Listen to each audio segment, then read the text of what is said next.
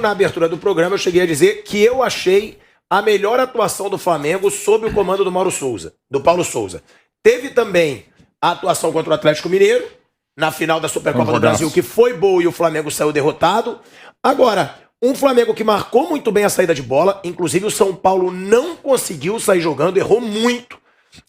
Teve erros assim, foram mais de 5 erros de saída de bola do São Paulo por causa dessa pressão do Flamengo. Sim. E o que falar, Mauro, dessa atuação e da evolução do Flamengo? Você mesmo diz, mas é um jogo. Já dá pra perceber que o Flamengo pode ter uma outra cara depois de tudo o que aconteceu, inclusive dos jogadores, um time menos apático. O que falar dessa atuação do Flamengo contra o São Paulo? Bem, eu acho que já vem acontecendo uma evolução pouco a pouco, né? Sport Cristal, segundo tempo foi horroroso, mas primeiro tempo foi melhorzinho do que aquela coisa medonha contra o Fluminense. Aí o jogo contra o Atlético Goianiense teve bons momentos, primeiro tempo especialmente. Teve até condições de abrir o placar, tudo teve o controle do jogo, foi melhor. Aí o jogo com o Talheres foi mais seguro, né? E agora acho que o time deu outro salto. Eu acho que os 2 jogos, os melhores jogos foram do Atlético, né? Empate, derrota nos pênaltis, e agora essa vitória é sobre o São Paulo, mas tem 56 dias separando. No meio desses dias você tem uma crise que envolve jogadores ali torcendo o nariz, que não gostavam do sistema, porque não estão sendo aproveitados e que são influentes no grupo. E agora parece que os caras estão a fim de colaborar, né? Você não percebe aquela preguiça, né? Especialmente do segundo Fla-Flu, que nem para sair jogando o time conseguia, porque ninguém nem se apresentava. Ontem a única restrição que eu faço ao técnico foi a escalação do Hugo, né? Eu acho que o Hugo não faz sentido escalar o Hugo depois de contratar o Santos para ser o goleiro. Por quê? Se ele quer revezar, então o Santos é o goleiro principal e o Hugo vai entrar contra o Altos lá no Piauí, ele pode jogar um jogo ou outro do Brasileiro, de repente ele pode entrar, ou até na Copa do Brasil, mas ainda mais contra o São Paulo. O Hugo falhou. O Hugo foi o responsável direto pela eliminação do Flamengo na Copa do Brasil, na estreia do Rogério Ceni, que foi driblar o Brenner. Aí, contra o São Paulo, no jogo que o Flamengo foi campeão, né, o Flamengo perde por culpa dele. Ele toma um gol do Luciano no canto dele, o único chute do São Paulo no gol, no primeiro tempo, e depois, quando o Flamengo acaba de empatar, ele dá a bola no pé do Daniel Alves e o Daniel aciona o Pablo e o São Paulo faz o gol da vitória. Ou seja, a derrota passa muito por ele, né, e quase custou um título brasileiro por conta de erros graves que ele cometeu. Aí ele vai jogar contra o São Paulo. Não aconteceu nada, que São Paulo, o time do Flamengo impediu que São Paulo criasse situações, mas como seria se São Paulo pressionasse? Não sei, porque você olha para o outro lado, você vê um time e fala, cara, já errei tanto contra esse time, não posso errar de novo. É diferente de você jogar contra o Palmeiras quarta-feira. Ele não tem um histórico contra o Palmeiras, mas tem um histórico contra o São Paulo. Então achei inábil a escalação, inclusive um risco desnecessário se dar errado. Cai tudo na conta do técnico e não tem ainda esse crédito, né? E o Jorginho 30, né, que é a nova versão do Jorge Jesus, o carnavalesco, está chegando aí a qualquer momento, né? Agora é Jorginho 30, né? Não é mais Jorge Jesus. Ele agora é o homem do carnaval. Ele nunca veio pro carnaval e agora ele resolveu vir aqui no carnaval. É uma coisa maravilhosa, ele está chegando. Então é óbvio que a presença do JJ, o JT, não é muito boa para o Paulo Souza, não seria no caso de uma derrota, de uma falha do Hugo. O Flamengo perde com falha do Hugo. Então acho que foi o único ponto. O Lázaro estava bem, mas acho que a questão do Lázaro é física, ele não consegue manter o rendimento 90 minutos. O próprio Ceni falava isso lá atrás, quando a torcida pedia a sua escalação. E essa maneira que o time joga, né, o cara tem que estar inteiro, né? O Flamengo aperta muito a saída de bola, o São Paulo ontem não conseguia de fato sair jogando. E o time do Rogério normalmente tenta sair jogando de forma organizada, teve enormes dificuldades. A entrada do Isla, eu acho que, apesar de todo o histórico do Isla, que é um jogador que já estava. O Isla está naquela base assim, se pudesse, os caras colocariam classificados, né? Como era antigamente no jornal, né? Lateral direito, experiente, passagens pela seleção, futebol europeu, troco, vendo, negocio, um carro usado. Porque os caras. O cara queimou o filme dele no carnaval, que não foi carnaval. Para quem não se lembra, ele foi lá no departamento médico e falou que estava passando mal. Deram uns remedinhos para ele e apareceu na balada com o Vargas do Atlético, que não tinha nada com isso, ele estava de folga. Sintomas gripais, né, sintomas gripais. Agrava porque tem aí Covid. Podia fazer um carro alegórico com o Jorge Jesus mesmo. E um negócio muito, assim, foi uma bobagem muito grande. Ele se queimou com a comissão técnica, com os colegas, com todo mundo, pô. Você fica mal no grupo inteiro. Pô, que sacanagem. O cara vai lá, toma um remédio e vai pra balada. Os outros estão treinando ali, pô. E no clima que o Flamengo já vivia ali, de uma crise interna, e ele não foi negociado porque não haveria como. Mas ele está ali para ser negociado. Mas eu falei isso algumas vezes, inclusive aqui. Vai cair no colo dele, porque o Mateuzinho, além de estar machucado, ele é inconstante. E o Rodinei tem a menor condição, né, gente? Não é uma coisa pessoal. Eu não gosto do Rodinei. Não tem nada contra o Rodinei. Ele deve ser muito legal no ambiente de trabalho. O cara conta piada, faz imitação, legal, divertido e tal. Tudo bem. Mas não joga nada como lateral direito, defensivamente. Não sabe nem se posicionar. Pode reparar, no Fla-Flu, ele tem 3 chances de afastar o perigo no gol de empate, no 1-1. Ele não faz nada. No jogo do Atlético Mineiro, ele não marca o Vargas ajeita a bola para o Hulk empatar. No jogo do Talheres, ele é um dos que erra, ele não marca o jogador que finaliza para fazer o gol.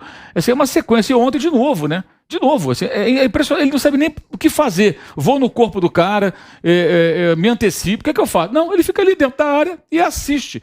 E foi a única bola que o São Paulo chegou no primeiro tempo. Mas teve mais erros ali, né? Inclusive o Paulo Souza, no lance do gol do Caleri, antes do gol ele estava dando um chilique na beira do campo ali, que ele queria que o time saísse, e o Flamengo ficou ali trincheirado, o São Paulo trocando passe, até o Rafinha sem ser incomodado, totalmente à vontade de cruzar. Mas foi o único momento de São Paulo. No primeiro tempo acho que foi bem injusto o 1-1. O Flamengo merecia ganhar, pelo menos por 1-0.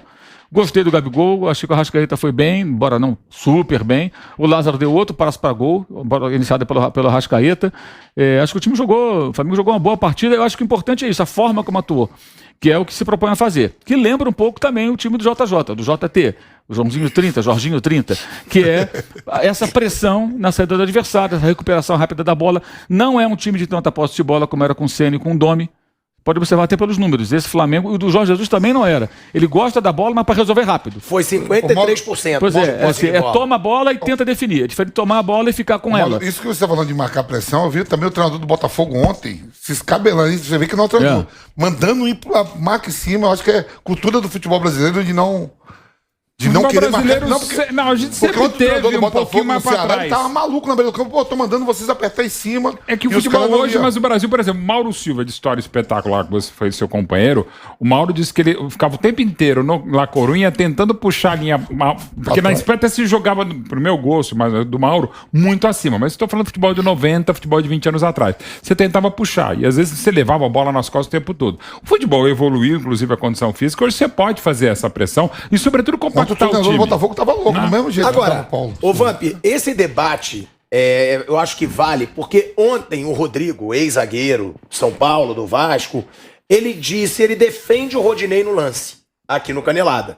Ele fala, essa jogada que vocês estão falando que foi falha, que a gente até falou, o Rodinei podia ter tirado. O Rodinei tava ali, né? O Caleri, ele vem de trás passe do e Rafinha. ele atropela. É um passe. Ele jogadaço, vem de frente. sim. Ele vem mas de o frente. Rodinei meio que marca a jogada, bola. O Rodinei tava ali, se fosse... Sim, mas ele fala, é uma jogada muito difícil pro defensor. Ainda mais pro Rodinei. E ontem, depois, quando eu cheguei em casa, o Davi Luiz, ele também defende o Rodinei nesse lance. Então, mas é porque o pergunta, Rodinei falha? tava ali, velho. Entendeu? Sim, mas agora, eu mesmo falei no momento, falha do Rodinei. Eu tava até comentando o jogo aqui na transmissão. Belo passe do Rafinha e o Caleri vem rasgando. Mas as coisas não se excluem. Pro jogador muito mérito de São Paulo e o Rodinei podia dar um tranco. É isso que tá eu tô mais prestando atenção. O Caleri atropela. Mas como o Mauro, eu também acho que o Rodinei podia dar uma trombada, podia estar de frente pro Caleri. Pro jogador, você, que foi um jogador até volante, defensivo, aquela bola dava pra tirar, ou como o Rodrigo falou, como o Davi Luiz falou, que a gente vai mostrar aqui já, é muito difícil porque o Caleri vem de trás e atropela. Quando eu vi o lance que a bola rola e chega o Alisson ele dribla, ameaça, volta, rola no Rafinha. Quando o Rafinha fez o passe, que eu só vi o Caleri entrando, rasgando. O Rafinha já fez o passe, tirando mesmo a força da bola. Mas o problema é isso aí que o Maldo acabou de falar, uma sequência de erros e quem tá ali? O Rodinei, na semana, você falou na sexta-feira aqui, ó. Mas é direto, o tempo todo. A questão do Rodinei, assim, ele não sabe nem se posicionar numa linha de 4. Ele não sabe a quem marcar. Ele não sabe o que fazer. Ele não tem a característica. Eu não sei quem inventou que ele é lateral direito. Ele chegou como lateral e os técnicos insistem em escalá-lo ali. Ele é um ponto fraco na defesa. Agora, do meio pra frente, ele é um jogador até interessante. O Renato Gaúcho, até inteligentemente, usava como ponta. Só entrava com ponta. Flamengo e Corinthians no Maracanã ano passado, o Flamengo jogou várias reservas, ele entrou na ponta direita, cruzou a bola na cabeça do Bruno Henrique, 1-0, foi o gol da vitória.